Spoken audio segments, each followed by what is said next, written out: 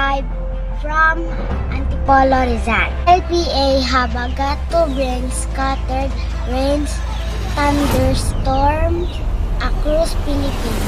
A weather system, LPA near Camarines Norte, combined with Habagat winds in bringing scattered rain and thunderstorm nationwide.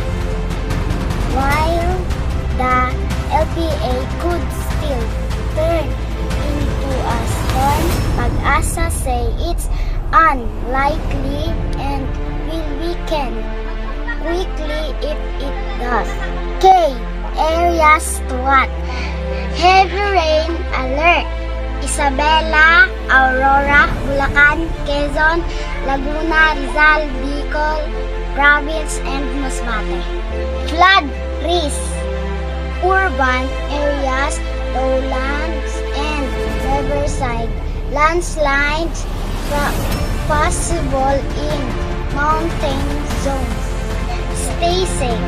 Avoid flooded street. Monitor updates and prepare for possible power outage. Keep emergency kits handy.